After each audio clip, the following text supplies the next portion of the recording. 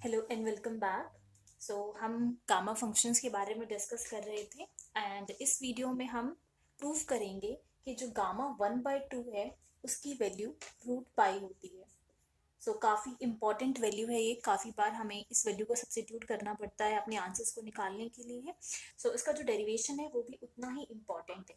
तो चलिए स्टार्ट करते हैं। गामा जो फंक्शन है वो किस तरीके से डिफाइंड है? Gamma n this is equals to 0 to infinity x to the power n minus 1 e to the power minus x dx।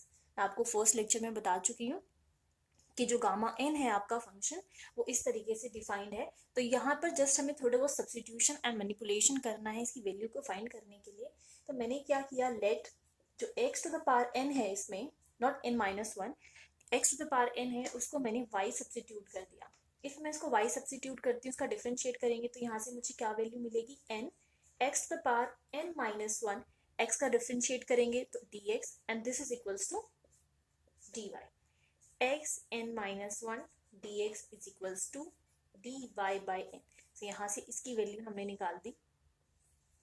इसको हम पुट करेंगे इक्वेशन में, तो हमें क्या मिलेगी, गामा n की वैल्यू 1/n। इस 1/n को मैंने इंटीग्रल के बाहर कर लिया, 0 to इन्फिनिटी। अब यहाँ पर e to the power minus Y 1/n, जब हम वैल्यू को सब्स्टिट्यूट करेंगे तो ये हो जाएगा, यहाँ पर आ जाइए, अगर मैं दोनों साइड एक्सपोनेंशियल अप्लाई कर दूँ तो ये हो जाएगा e to the power x, e to the power x, x to the power n, और ये e to the power y। जो फंक्शन है वहाँ पर नेगेटिव है तो मैंने दोनों साइड नेगेटिव अप्लाई कर दिया, मतलब मुझे वैल्यू सब्स्टिट्यूट करनी है इसकी जगह पर, तो मैं इस वजह से कैलकुलेशन कर रही हूँ। अब यहाँ पर मुझे ये टू द पावर n नहीं चाहिए, तो मैं उस साइड शिफ्ट करूँगी तो ये आपके पास, वैसे तो आपस में पावर मल्टीप्लाई हो जाती है, इस साइड शिफ्ट करेंगे तो ये आपके पास आ जाएगा 1/n। ठीक है, इसकी power 1/n। Sir x to the power n-1 dx, इसको हम सब्स्टिट्यूट कर चुके हैं dy/n। तो dy 1/n यहाँ पर आ गया, और इसकी जगह पे जो हमारा सब्स्टिट्यूशन मिल रहा है हमें वो ये मिल रहा है, तो e to the power minus Y 1/n dy। So in the next step, यहाँ पर ये जो n यहाँ पर डिवाइड में हो रहा है, इस साइड शिफ्ट करोगे तो ये आपके पास मल्टीप्लाई में हो जाएगा, और यहाँ आपके पास बचेगा 0 to इन्फिनिटी, सेम वही चीज़ हमने कॉपी कर दी, dy।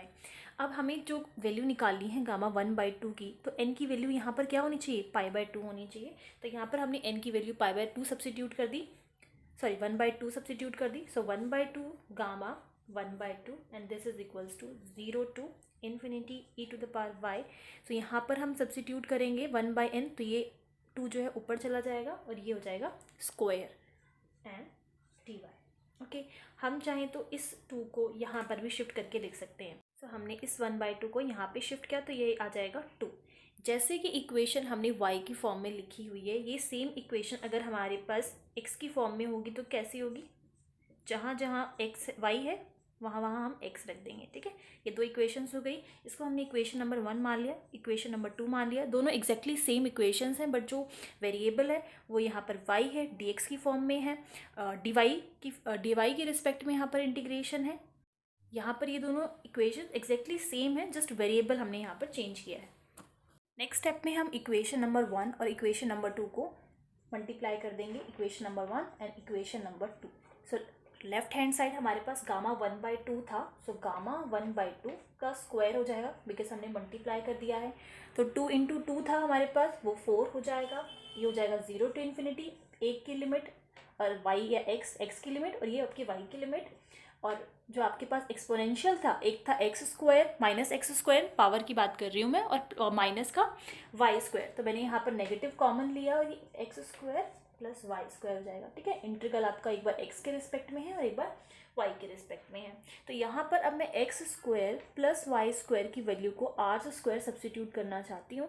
सो बेसिकली मैं इसको पोलर कोऑर्डिनेट्स की फॉर्म में चेंज करना चाहती हूँ। सो x क्या होते हैं आपकी, x और y की वैल्यूज़ क्या होती है, x is equals to R cos theta, Y is equals to R sine theta. Okay, तो बेसिकली जब आप वैल्यूज़ को पुट करते हैं तो आपको r² मिल जाता है। डी एक्स डी वाई की वैल्यू जो है वो R D theta D R. ठीक है, इसको निकालने का तरीका होता है जिसमें हम जैकोबियन की हेल्प लेते हैं, तो बेसिकली उसको हम बाद में डिस्कस करेंगे। बेसिक चीज़ें हैं वो सब आपको पता होनी चाहिए। तो डी एक्स डी वाई की वैल्यू को हम यहाँ पर सब्स्टिट्यूट करेंगे।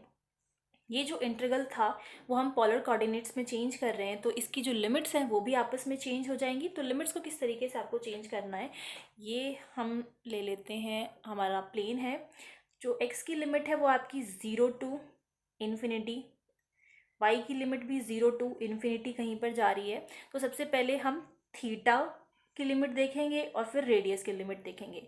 तो थीटा की लिमिट मतलब कि चेंज इन एंगल, क्वाड्रेंट आपका देख रहे हो फर्स्ट ही क्वाड्रेंट है, बिकॉज y की लिमिट ये है और x की लिमिट ये है। हम इसके नीचे नहीं जा सकते और इधर इस साइड नहीं जा सकते। बेसिकली फर्स्ट क्वाड्रेंट की यहाँ पर बात हो रही है। तो कितना, कौन सा एंगल आपके पास, आपको कितना एंगल मिल रहा है, 0 से π/2। ठीक है, तो जो आपकी थीटा की लिमिट होगी वो होगी 0 टू π/2। रेडियस की बात करते हैं, तो रेडियस यहाँ पर आप जा रहे हो, आपको हमें नहीं पता बिकॉज एक्स भी इन्फिनिटी के टूवर्ड जा रहा है, वाई भी इन्फिनिटी के टूवर्ड जा रहा है। तो 0 से स्टार्ट हो रहा है और जो रेडियस जा रहा है वो इन्फिनिटी तक जा रहा है। तो ये हो जाएगी आपकी रेडियस की लिमिट 0 टू इन्फिनिटी।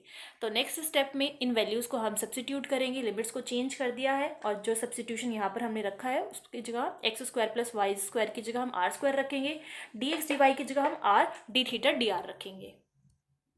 सो आपकी लिमिट्स यहाँ पर क्या हो जाएंगी, गामा 1/2 जो आपका लेफ्ट हैंड साइड था वो आपका एग्जैक्टली सेम रहेगा।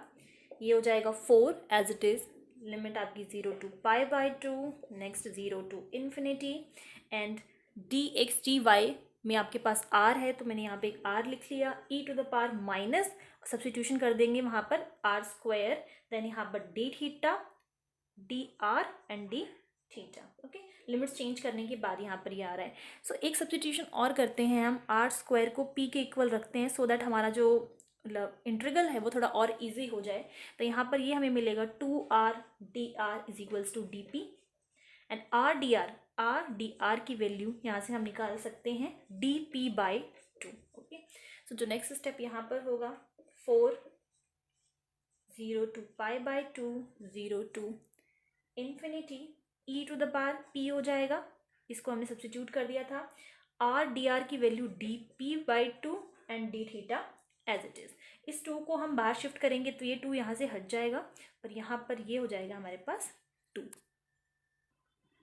नाउ नेक्स्ट हम यहाँ पर 2 एज इट इज़ रखेंगे, 0 टू π/2, जो e⁻−p था उसको हमने dp जो उसका इंटीग्रल कर दिया, तो e⁻−p यहाँ पर -1 आ जाएगा इंटीग्रेशन करने के बाद, एंड लिमिट्स आप अप्लाई कर सकते हो 0 टू इन्फिनिटी। dθ हमारे पास स्टिल अभी लेफ्ट है, हमने अभी इंटीग्रेशन सिर्फ p के रिस्पेक्ट में किया है।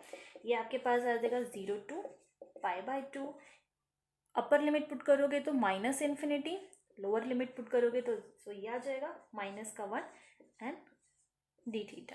सो हमारे पास e⁻∞ है तो वैल्यू क्या होगी 0, e⁻0 है सो वैल्यू क्या होगी 1। ओके, तो ये आपके पास जब आप वैल्यू पुट करोगे e⁻∞ 0, e⁻0 = 1, सो 0 -1 -1, नीचे -1 कैंसिल, कितना आ जाएगा आपके पास सिर्फ 1।